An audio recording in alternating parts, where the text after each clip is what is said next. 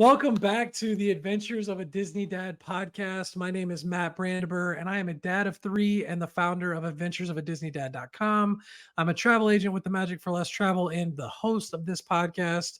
I am joined by podcast contributor Chip Robinson, who is soon to be a dad of five. Chip, how are you? Oh, doing great, doing great. How about yourself? I can't complain. Really excited. We have a really special episode planned tonight. We have a special guest joining us tonight. We're going to be talking about all things Halloween Horror Nights, from tips for first timers to tips for parents and families. We're going to be diving into all things Universal Studios of Florida, and we're going to chat about it all. To help us, we are joined by Holli Carter. Holli is a travel agent with the Magic for Less Travel, and she is an expert in all things Universal Studios. Holli is a Florida native, and I personally have not encountered anyone with the knowledge and expertise Holli has for Universal Studios. Holli, thank you for joining us. How are you this evening? I'm great, guys. I'm so happy to be here. I'm so excited to talk with you tonight. Yeah, I feel like, Universal generally and Halloween Horror Nights in particular doesn't get the podcast and content creation love that we maybe see with some of the Disney stuff. It's Would true. you agree with that, Holli? Absolutely.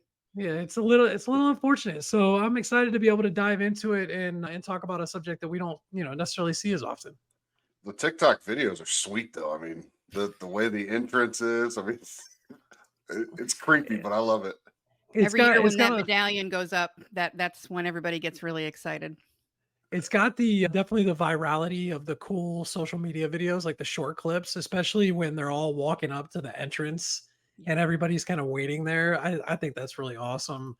I'm a huge Stranger Things fan, so I would love to be able to go at some point. But Holly, you have been this year, correct? Yes. Yep. Okay. And have you done both? You've done tours and the general admission, right? Yep. And we have done also an RIP tour, and I've also done the behind the screams tours.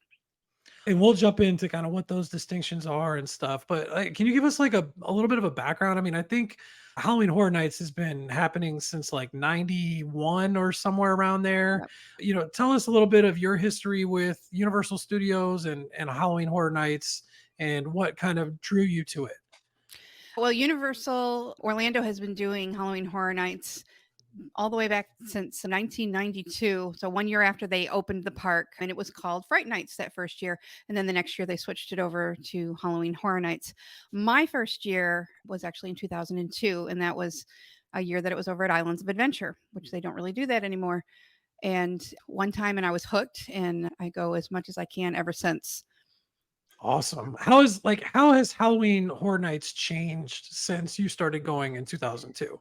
It's gotten much busier. It's gotten much bigger of an event. Like when we first started going, I think there was maybe 5 houses back in 2002, if I'm remembering correctly. Now there's 10, several scare zones, live shows, which they have had live shows all along, but they've changed and morphed, and it's kind of snowballed.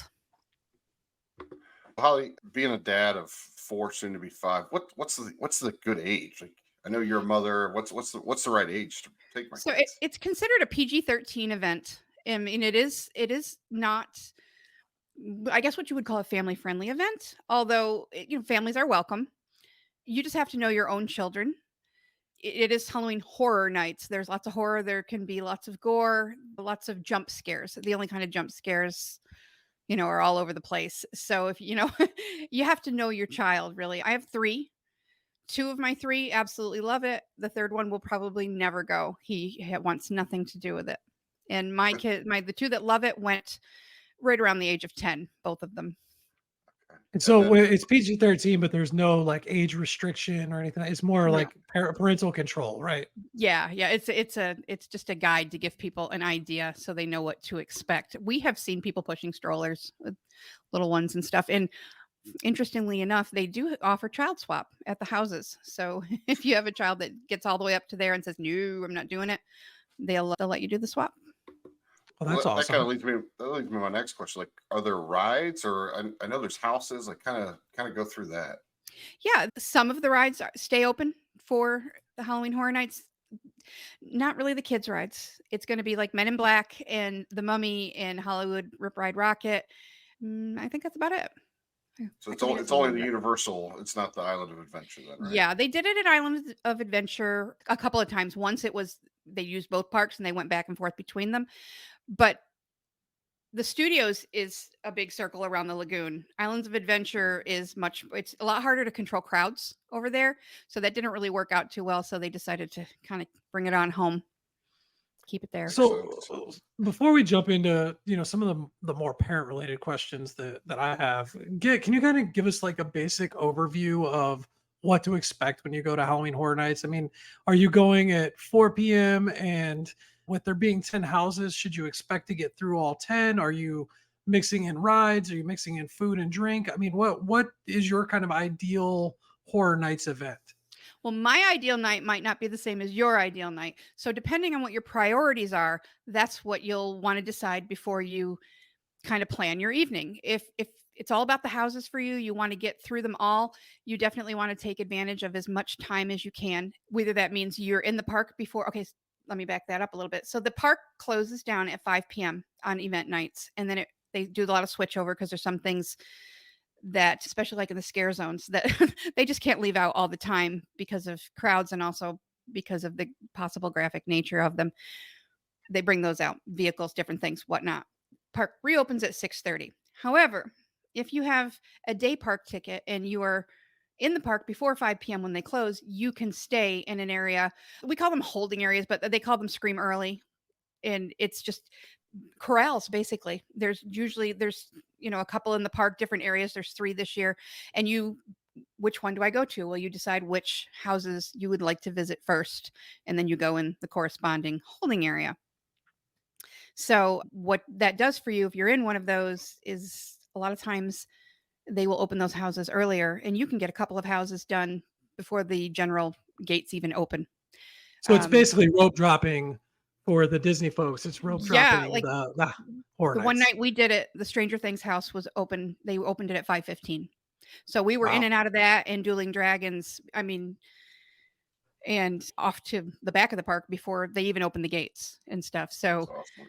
you can really get a lot if that's what your priorities are. If your priorities are to hang out with a bunch of friends, catch the shows, just kind of take in the atmosphere, which is also completely legitimate, then maybe you want to wait a little bit and let the crowds kind of flow in and then come in a little later, which is really nice to be able to do this year because the event starts at 6:30, runs all the way to 2 a.m. all nights of the event this year. And so from 6:30 to 2 a.m., if you really want to and you're maximizing your time, you can expect, is it fair to expect to get all 10 houses done in one night? It's going to depend on the night. It's going to depend Okay. on if you have express. It's going to depend, if you utilize the scream early zones and you're willing to wait in line. Could you? Yes. Um, you really need to have some strategy, especially this year. I heard that, so we've had 2 full weekends of the event so far this year, that people with express were getting through an average of 5 to 7 houses on the weekend. Probably a little easier during the week. The event will run on Wednesday, Thursday, Friday, Saturday, Sunday, most weeks. And to So, to touch on that really quickly, the Express Pass lets you skip the line, right? well, not exactly. It puts you in a shorter line. It's up to, Okay. they figure up to about 50% of the wait time you save if you have express. If you want to skip the line, there is another option called an RIP tour, and that you truly do go to the front of the line. If you do an RIP tour, you're going to see all 10 houses, maybe some of them more than once, depending on your group. What kind of cost are we talking about for the Express and then the RIP tour? So what I'm seeing this year, Express most nights or actually I think every single night that I've looked at it has been more than the cost of the event ticket. So Express would be an add-on. Same thing with the RIP tours. You have to have your event admission and then you can be in an RIP tour. It depends on the night. If it's a weekend, it's going to cost more. I don't have it varies. So let's say between like 300 and some dollars in upwards, depending on, there's 2 different types of RIP tours. And it's RIP like VIP, but RIP. What's a ticket cost, anyways, just to get in? Like, what's a basic ticket? They're about $100. They're starting Okay. at, and it again it varies. Holidays, Saturday nights are usually the busiest nights. There are also multi-night tickets that you can get different kinds of, I guess you would call them annual passes, but depending on what time or how much time you have to allocate to the event. But there's a private RIP tour and there's a non-private. The non-private, you go through all 10 houses and they take you according to your guides a plan. If you have a private tour, you get to decide what you want to see and when. If you want to go through Stranger Things 5 times in a row, you absolutely can. So those are going Uh, to be a little bit more expensive. But when you look at the price of Express some of the nights, it's upwards of $300. Get your group together and an RIP tour might actually be a much better value.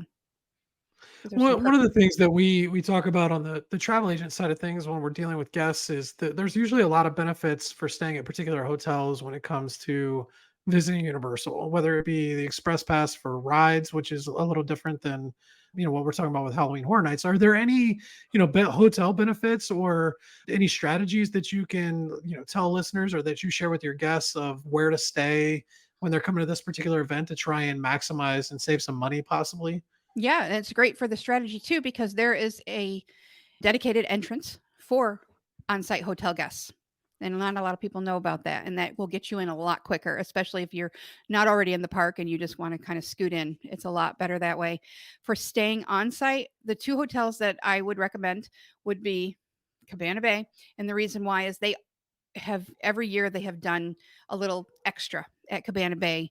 This year it's like a Chucky's themed experience. Hard Rock's Yeah. another one that's a really good one, just because it's right there. It's really close. You're gonna walk a lot of steps, so it's nice to stay right over there. Aside And from like the being close, just close by and having the separate interests, do you get any of the express benefits for the horror nights with any of the resort hotels? no, that's an Okay, additional. It like at Volcano Bay, it's an additional add-on. nice. Okay, that's interesting. So, is there any like houses you don't recommend for like with kids? Like, are there anything like maybe over the top? I All of mean, them? all of them. Yeah, there's Well, usually maybe it's the other end. Maybe what are like the mild ones compared to? Yeah, like let's where would you start? Like, say you've got a child that hits that fringe age where you started bringing your kids at 10 to 13. mhm. They're interested. Where Or a would you have 34 them? year old man? Yeah, they get scared. Yeah. Where would you like recommend to a first time guest to start? I would Getting exposed actually to this. recommend starting to go through the park in the daylight, like on a non-event day, so that they can kind of see the scare zones because they start building these scare zones a couple of months ahead and you see them kind of come together and they do cover up some things during the day, but if you take a child in there and they're kind of a little freaked out by that, then maybe it's not a good idea. Also, another really cool thing that you could do to kind of test them out is go into the tribute store. The tribute store for Halloween Horror Nights it's going to be a little spooky. It's every year it's going to be a little bit different. But I can remember a couple of years ago, my daughter, even the tribute store was a little too much for her. So we're like, yeah, no, this is not the year. Yeah. So But by scare zones, also for anybody that's not familiar, I assume that's the areas where you can be scared by actors that are walking around, right? that's right. The scares outside of the houses are kept to what they call scare zones. And anytime you're anywhere outside a scare zone, you can consider that a safe zone or a place where you can kind of catch a breather or whatever. But if you're in a scare zone, they're going to try to jump scare you somehow. Or it's really neat. There's lots of cool things going on. A lot of times it involves fire and stage shows. Sometimes it's like being in it. It's very involved. One thing that my wife asked me when we were talking about going this October was, can they touch you? Absolutely not. Okay. So You know, I think that's a huge benefit for somebody that, this seems pretty intense for even for adults, but knowing that they can't touch you kind of always gives you that kind of feeling to go back to, like that this is not real, kind of thing, but it's still clearly an intense experience. Yeah, it's immersive, but it's completely safe. You don't have to sign any waivers. Yeah, no, they're not going to do anything to you. As a lawyer, I love the waivers. Do you have any insider tips for parents attending with kids to make most of their night? Like, if maybe there are like kids, let's say my kids say after 2 houses are like done, and I know you mentioned stage shows. Can you kind of go into those? Like, what's all entitled in those? I mean, it depends on the year. This year, there's just one called Nightmare Fuel, and it's a lot of kind of acrobatics and fire. It's Awesome. but anywhere outside of the scare zones would be a place where, if they're getting a little too overwhelmed, you can do that. Maybe hit some rides. You could use the child swap if they're like, yeah, I'm happy to be here, but I don't want to go any more houses. So Can you still swap between Universal and Islands of Adventure, like when the party's going on? If you have the Halloween event tickets, can you go back and forth? you could leave Universal. You'd have to go out and around. You wouldn't be able to take the train over. But then, yeah, you could come back as long as Islands is open. They do generally stay open about 8 or 9 o'clock, depending on the night. So you could. Okay. And I just think like with a lot with teens, sometimes they just want to go off and do their own thing anyway. So maybe the adults can spend some time at horror nights, and the teens can go to Islands of Adventure and Mhm. or ride some of the rides like the Mummy and Men in Black, like you mentioned. I think everybody these days, when it comes to Universal, loves talking about Harry Potter. One of the coolest things I've seen posted on social media is they're bringing in the Death Eaters. Is there anything else like Harry Potter specific going on at Halloween Horror Nights, or is it mostly just kind of the Death Eaters walking around and kind of that dark arts area of Harry Potter? Yeah, lots of fog and green lights. That's Basically, it's been a lot of years coming that they've been trying to, but I know that being that it's an intellectual property, I know they're very protective of it, and they don't want to be directly associated with Halloween Horror Nights because they want to keep it family friendly. But yeah, it is really cool. And once it's dark and you see the Death Eaters and the green lights and stuff, it's really neat. awesome. So for families that you have, as guests at the Magic for Less going for the first time, what are some of your recommendations for managing like the wait times and the lines and things like that? Aside from, the paying up for Express or the RIP tour, how would you kind of tell them to navigate, their houses or whatever the shows are? Yeah, like I mentioned before, I would definitely utilize the holding areas at the beginning to try to get some out of the way. And then as the crowds, everybody comes in, they're excited, they're going right to the houses. Sometimes it's a good idea to take a break and do a show, grab something to eat, and then maybe come back at some houses a little bit later in the evening when, people come in, they do their thing and then they leave.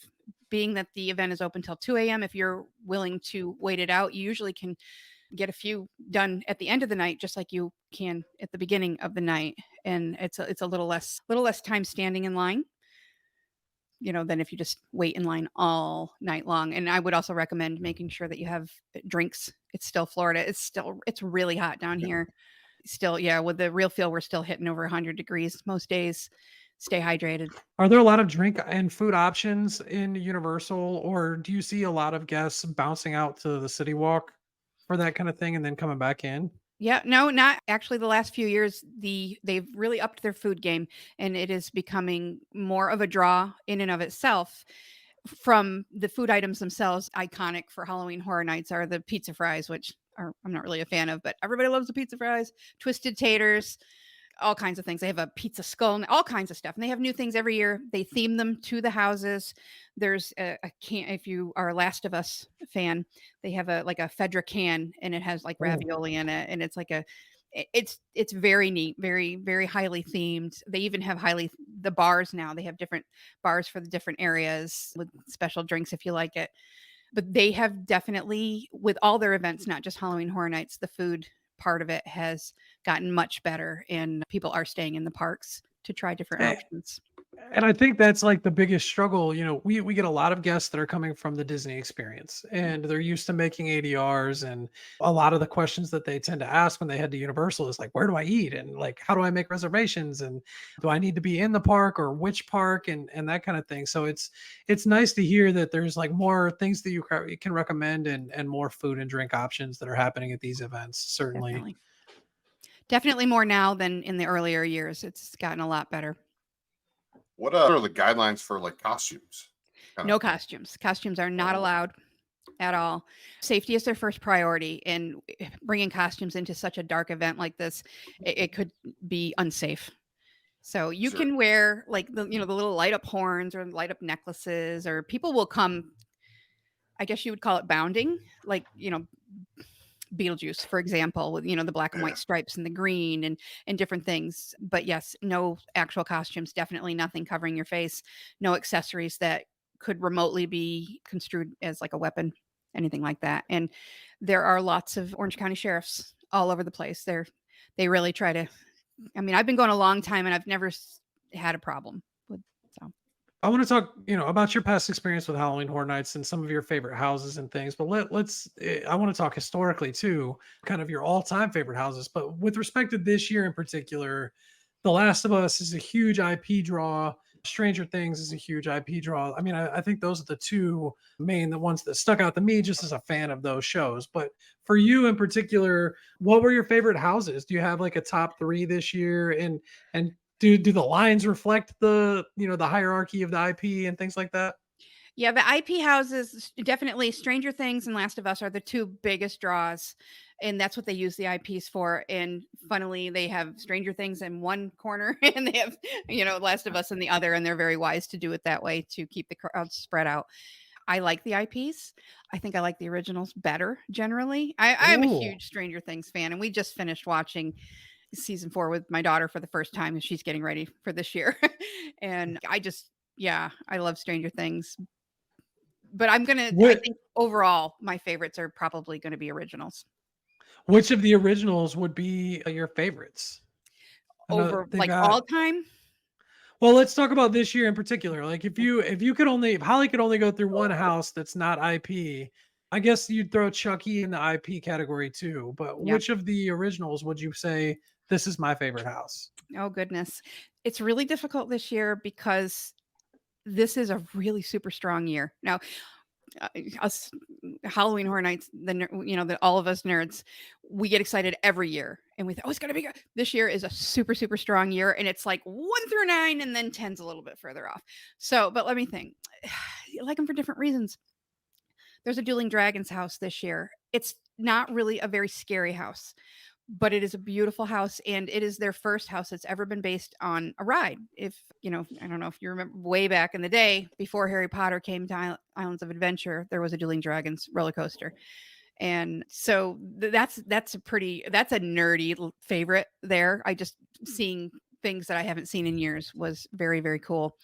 And I love park specific IP, like, or park history related stuff. I think is nostalgic and absolutely. certainly, I think everybody loves that kind of thing for sure. Was the Dueling Dragons like fire and ice? Yeah, yep. Blizzrock and I remember. Pyrock. I wrote it. I remember doing that. I remember Yep. writing that. Yep. The 4 IP rides or houses in particular, Stranger Things, The Exorcist, The Last of Us, and Chucky. Which of those four was your favorite? Well, I mean, part of me has to go with Stranger Things because I think they did a really good job. I think everybody wanted to see a certain scene and it's there. And but was it the best of the four? I don't know. It's so hard. It's early in the season yet. If you ask me again at the later, it might change. I am not a gamer. I don't know Last of Us. I did not watch the show. However, I did watch a 20-minute synopsis of it. My son told me you need to watch a playthrough. Well, it was like 11 hours. I'm like, I don't have 11 hours. Yeah. But that was it. It was really cool. If you're a Last of Us fan, if you play the game, as I understand it, there are things in there that are going to make you lose your mind because apparently when you play the game, there's certain things you pick up that they will have those in the house. That's not something I Oh, would that's notice. cool. It was very cool. So The Exorcist Believer, that movie's not even out yet. All right. It comes out October 6th. I got to tell you, just looking at the photo on the website of that one, it made me a little uncomfortable. I'm going to have to say that that's the one that was the creepiest house that I have seen this year there. It was extremely creepy. And I don't know if I want to watch the movie.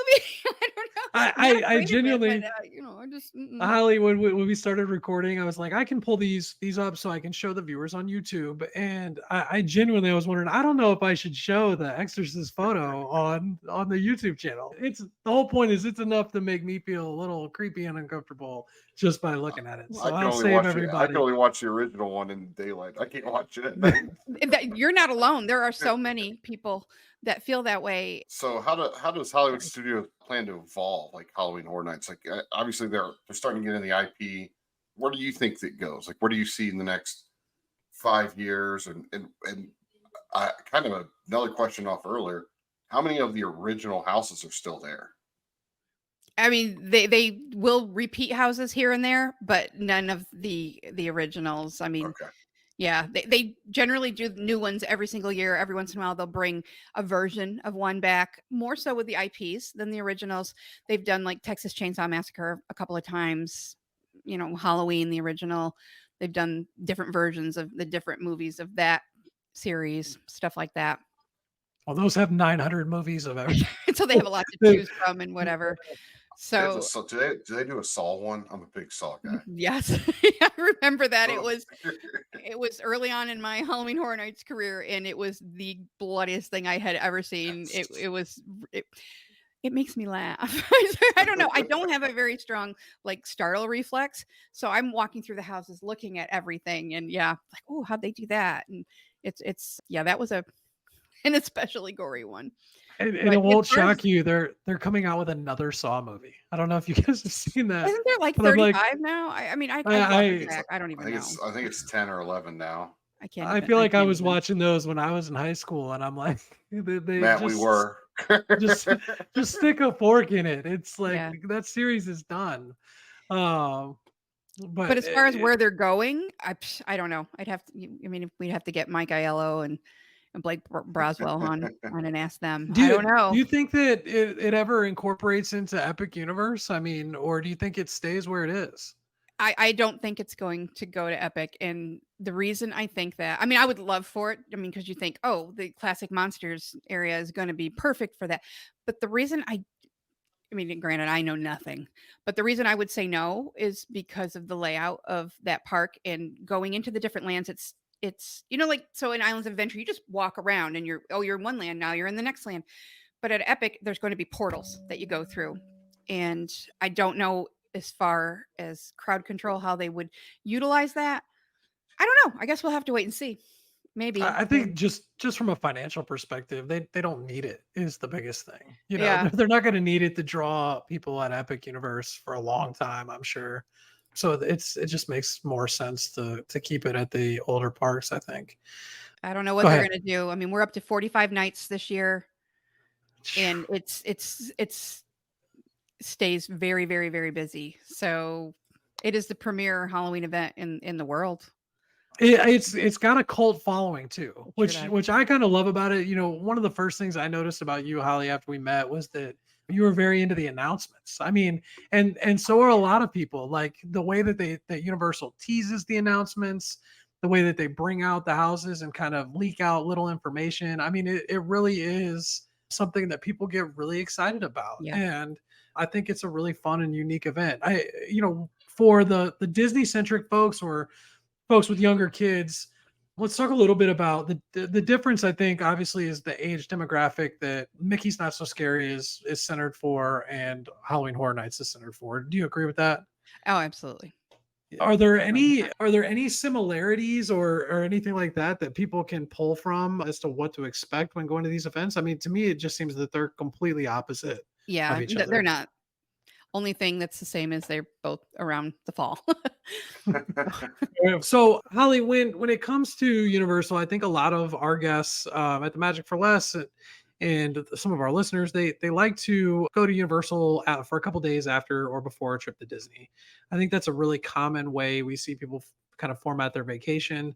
Do you have any recommendations for someone that wants to go for 2 days at Halloween Horror Nights and maybe 3 to 5 days at Walt Disney World? And I'm thinking in particular, like a lot of times we see folks that when they go to their 2 days at Universal, they'll just Uber over from their Disney resort. Is that something that you recommend, or are you a big proponent of the Universal hotels and the benefits that they have there? Yeah, well, it's going to depend on what their priorities are for the event. If they're able to spend 2 nights at the event, I think that's great. I would recommend staying on site only because it's there and you're done.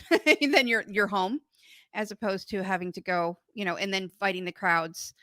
Uh, it can be horrendous going down I-4, or even just getting out of the parking garages at Universal, jumping on a little water taxi and heading back to your hotel it's a lot more convenient, and you're going to be tired at the end of this. If you did it right, you're going to be tired. Being able to walk back to your hotel is always the best scenario there. Yeah. I think the question I got is, we're a family of 6, soon to be 7. Where can we stay? Well, Universal has several hotels that have kid suites where you can even build on them. They can have like the main bedroom for the parents and then the secondary bedroom, which there is no door that goes out into the hallway. So that's a nice safety thing. I never liked when my kids were really little knowing that they had a door. Even if it had a little, not good. So you can do that. And you can even, depending on which hotel, you can add a third room or a fourth, or there's different setups to accommodate larger families there and get you all together. All the way from the values up into the premieres, depending on what your price range is, you can find accommodations that will hold larger families. What would you recommend for first timers that want to go in groups? Like, say there's, a group of 3 to 7 that want to go. Are there any specific tips that you have for larger groups going to Halloween Horror Nights for the first time? I mean, I would recommend at least looking at the option of doing the RIP tour, because you're going to get more time to just kind of hang out with your friends while you're doing everything. But going in a group is always a fun idea, because if you are waiting in a line, if you're not doing an RIP tour, or you're in a longer express line or a regular line, you've got people to talk to, people to, kind of hang out with. So let's talk quickly about the RIP tour, because it's something that you've done, and I know that you were really excited to do it. Kind of give us the general overview of what the RIP tour entails. I think you mentioned that you can do private or non-private, right? Yep. But what can you expect from that experience as a whole?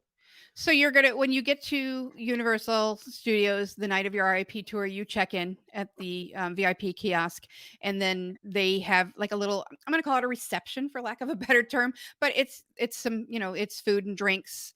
You can kind of hang out, you can sit down. It's kind of a nice chill environment. You're out of the heat, you're out of the chaos of the crowds that are first coming in. And then when it's time for, you've got your, Universal likes to call them your scream squad. When you've got all your people together and ready to go, you get an RIP guide, and your group will be no more than 12, I think, all together. So it's going to be 12 or smaller. Your RIP tour guide is going to give you some background on the houses and tell you kind of what is the story that's going on as you go through the house. So it puts it in context, which is really kind of cool. So especially if you if you're not a nerd like some people in this room, and you don't know like the backstories and everything, and you don't know what's going on, putting it in context can really elevate your experience. So you're going to do that. Your RP tour guide is going to bring you along. You're going to cut the entire line, go through the house and back out. The guide, if it's up to the group, it's up to the RIP tour guide. They'll stop for drinks. You can go to shows. You get priority seating at the shows, and you'll do an actual break about halfway through, so everybody can get off their feet and get in the air conditioning and stuff. And then you do the second half of the houses, and then once you're done with that, you have express pass for the rest of the night for the to go on the rides and stuff. If you have a private RIP tour, you get to call the shots. Whatever your priorities are, you can, like we were saying before, if you want to go through Stranger Things 4 times in a row, you absolutely can. On a non-private tour, still very, very, very cool, but they're going to take you through each of the houses once, and depending on if the group wants to do a show or whatnot, and whatever else is going on through the scare zones, give you the information, the food, the drinks. There's a bar that's dedicated this year just for RIP groups, and you have access to it the entire night, not just during your tour. It's the Peacock Bar. It's over behind Lombards, if you're familiar with that area. Okay. So Hey, is that like so unlimited? Like or do you pay per drink? Is it You're going to cash pay for the bar? drinks there. Okay. It's additional cost. that So part is the food and stuff is so included. But the non-private, so you basically get to go through all the houses with your VIP tour guide or RIP tour guide, and then they fall off and you're on your own with your express pass. With the private tour, do you get the tour guide for as long as you want, or is there kind of a set time to it? Or do you know that? I believe they work. I'm going to say till 12 or 12:30. Don't quote me on that. And it changes. It can change every year or whatnot. But for whatever amount of time you have them, you can do whatever you want. Okay. Well, we've talked a little bit about I think every aspect of Halloween Horror Nights at this point, but one of the key things I want to ask you is what are some of the common mistakes that you see for people that go for the first time or even people that, kind of go second, third or are veterans? What are some of the mistakes that you see? I think that some of the mistakes that I see the most are people not allocating enough time, thinking that they're just going to roll up and be able to see all the houses and not really knowing that how popular of an event this has become. It's gotten extremely big and popular and busy and all the things. Also, people not preparing for it being Florida. They think, well, it's going to be at night. It's a night event, and it is a night event, but it starts at 6:30, and the sun doesn't set or really go down all the way until 7:30, 8:30 or so, depending when till it gets dark, dark. And even when it does get dark, it stays warm. It stays real humid. We get frequent rain. It is hurricane season, so Mhm. getting soaked can kind of put a damper on your night really quick. Those are probably some of the biggest mistakes that I see. I see people, and also I see people not just enjoying what they see because they're too busy. And I think we see this with all the theme parks. People want to do, and they forget to just kind of slow down a little bit and enjoy the event itself. Are there any Well, character photo ops or anything like that? Yeah, the scare zones, you can get all kinds of, Okay. meet and greets, I guess you would call them Is in a way. But yeah, there anybody like any like, or is it just random? David S. Pumpkins is there this year. Usually, I don't want to say usually, a lot of years they do have a character dining experience. This year they didn't do it. That is a really fun way to be able to have some kind of more intimate meetings with different characters from the different houses and stuff, like in a smaller setting. But they didn't do it this year. I think there's a lot going on in the studios. Mel's is closed right now, and they did it in Louis last year, and it didn't really work out well. with respect to kind of the wait times that we've talked about a little bit, and I know it varies whether you go on a Saturday or you go during the week. I guess what kind of wait times can people expect for Stranger Things if they're not in the queue right when it opens? If you roll up like say an hour after it starts, what kind of wait times are we talking about? Are we talking about hours Yeah. or yeah, Yep. but 90 minutes, like 180 sometimes, and it'll go up, up, up, up, up, and then toward the end of the night, it'll start to come back down. I mean, in theory, I mean, as soon as you say that, and then it doesn't. But generally, things will start to die off, about 12:30 or so. That last people are done. They've had it.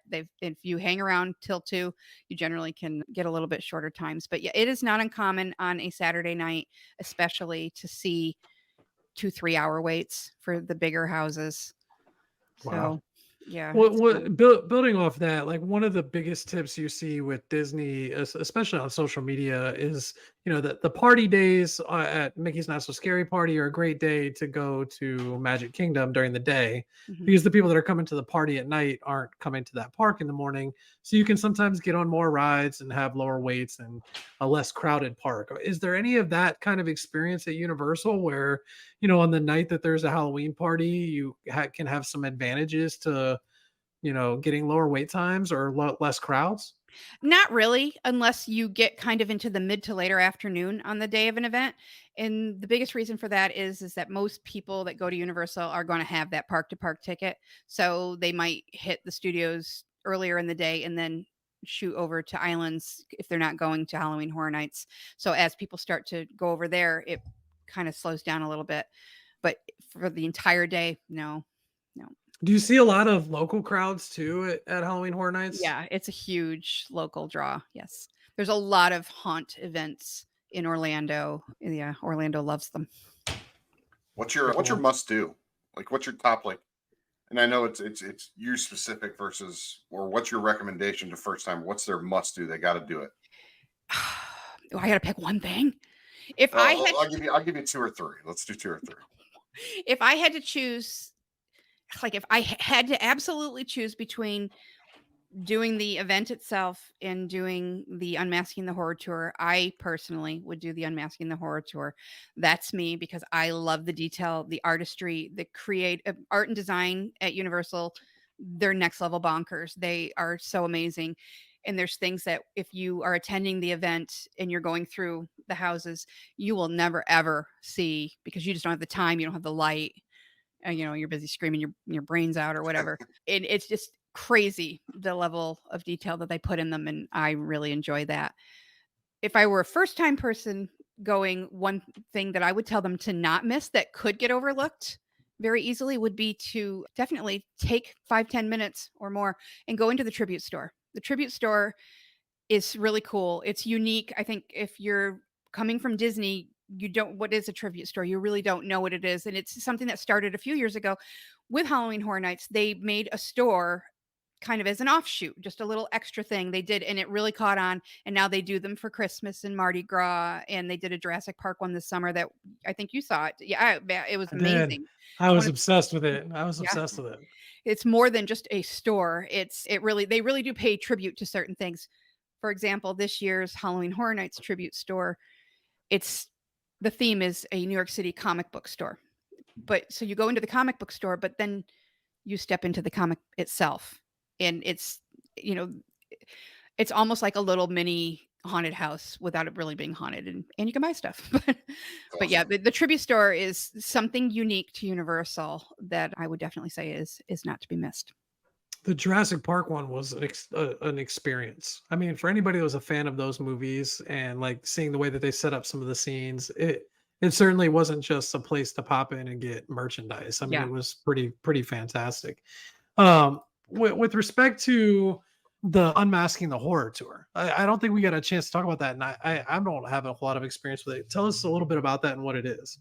Okay, so Unmasking the Horror is a tour that you can do during Halloween Horror Nights season, but the lights are on. There's no characters in the house, so nobody's going to be jumping out at you.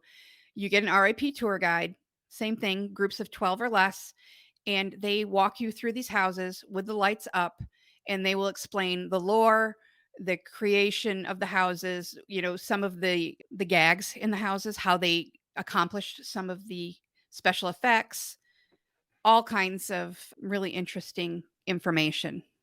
And you will go either through 6 or 3 houses. I did the 6-house tour this year. I kind of want to do the 3-house tour as well, but we'll see. So it's your traditional behind the scenes, how it's made, all of that kind of stuff. Yep.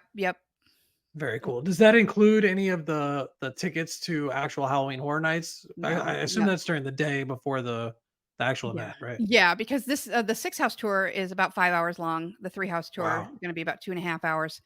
And they do it. They have to do it before the event starts. So it's usually going to be if it's a 6-house, it's going to be kind of early in the morning, and up to about noontime for the 3-house, depending on you. You pick a time slot and then you show up at your time and get checked in, and they give you the little earbuds and a little thing clip on your belt, and so that you can hear, because one of the best things about this is they don't really hurry you. That's not like, when you're going through the event, you pretty much keep moving. During the Unmasking the Horror, you can stop and look everywhere, and you can take pictures Oh, cool. of most things. They'll let you know, yep, this is a cameras down area, or this is cameras up, and you can take all kinds of pictures and stuff. And So speaking of that, what are the photography rules and the recording rules at Halloween Horror Nights? you can record anything you want in the scare zones, out in the common areas, I guess, in the park itself. There's no cameras, no recording at all in the houses. If you want to see walkthroughs of the houses, there are media event, and they're allowed to film walkthroughs, so you can see that. But you and I going into the houses, general population, we cannot film anything. One, it's not safe. It's not safe for us, for the people behind us, for the characters, and two, just it would slow everything down. So I have a question. It's kind of more. I'm a teacher. I'm a Google Maps person. So I get on Google Maps. When I look at the park, and it's not going to show the houses. Where are the houses at? Like where do they build them compared to like everything else? Well, you have to remember that Universal Studios is a working studio. So, and they are still filming commercials and shows and different things there. RIP tour guide made sure to tell us at least 3 times that like Sharknado 3 was filmed, and part of it was they flooded this area and all this stuff. But yeah, it is a working studio. So they have sound stages. Okay. But they don't just use the sound stages. If the side of the park over behind like the Simpsons and over behind kind of off to the side of Men in Black, they call them hurricane tents, and because they can withstand a hurricane, or sprung houses, some people call them, but they keep a couple of those too as the event's grown, and they're using up all the sound stages. Wow. So that's why you can't see them. They're hidden in plain sight. Makes sense. So I think that's going to wrap it up for this episode. If you have any comments or questions, don't hesitate to reach out to us on social media or via email. I can be found at Adventures of a Disney Dad. Chip, where can people find you on social media? At Chip Robinson on X, and then Robinson Dad Life on Instagram. Holli, thank you so much for joining us and giving us all your expertise and lay of the land on Halloween Horror Nights. Where can folks find you on social media? Well, you can find me at hollieverafter on Instagram and YouTube and Facebook. Although I don't hang out on Facebook, I do hang out on Instagram and over at the Magic for Less Travel. And if you're interested in having Holli or I assist you in planning your next Universal or Disney vacation, please feel free to reach out to us. All of the links to get a free quote from the Magic for Less Travel from Holli or myself are in the show notes. Our services are free to you, and we'd love to help you plan your next dream vacation to Disney or Universal Studios. If you have a moment, you can follow, subscribe, like, and review this podcast on whatever platform you prefer. We would greatly appreciate the support. The support so far has been overwhelming, and we really appreciate it. We know you have a lot of choices when it comes to the content that you consume, and we hope that this episode brightened your day, even though it's a horrific topic. Thank you for spending some time with us, and we will see you next time.